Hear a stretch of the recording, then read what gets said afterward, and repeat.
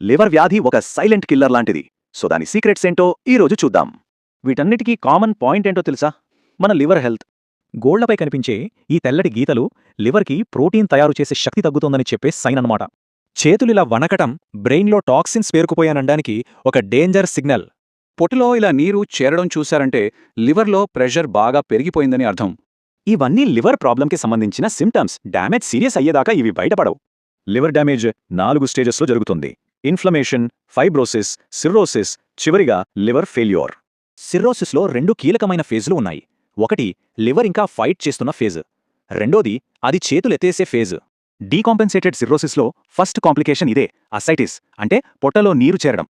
ఇక మరో పెద్ద రిస్క్ హెపాటిక్ ఎన్సెఫలోపతి, అంటే లివర్ టాక్సిన్స్ని ఫిల్టర్ చేయలేక బ్రెయిన్ దెబ్బతినడం. దీనివల్ల మూడ్ చేంజెస్ నుంచి మొదలుకొని సీరియస్ కన్ఫ్యూషన్ వరకు రకరకాల లక్షణాలు కనిపిస్తాయి. డామేజ్ ఇంత దూరం వెళ్ళాక డాక్టర్లు ఒకే ఒక ప్రశ్నే వేసుకుంటారు: ట్రాన్స్ప్లాంట్ అవసరమా? ఆ డెసిషన్ కోసం మెల్డ్ అనే స్కోరింగ్ సిస్టమ్ వాడతారు. ఇది లివర్ ఫంక్షన్ని కొలుస్తుంది.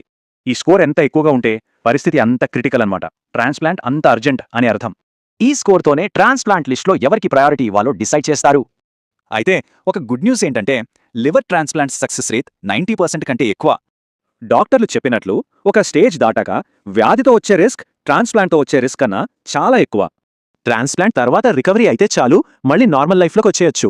కానీ ఒక్క విషయం గుర్తుంచుకోవాలి: సిరోసిస్ డ్యామేజ్ని రివర్స్ చేయలేం. అందుకే ప్రివెన్షనే బెస్ట్. ముఖ్యంగా ఆల్కహాల్, ఊబకాయం, హెపటైటిస్ లాంటి వాటికి దూరంగా ఉంటే లివర్ని కాపాడుకోవచ్చు. మన లివర్కి సెల్ఫ్ హీలింగ్ పవర్ ఉంది, కానీ దానికి మనం ఒక ఛాన్స్ ఇవ్వాలి కదా.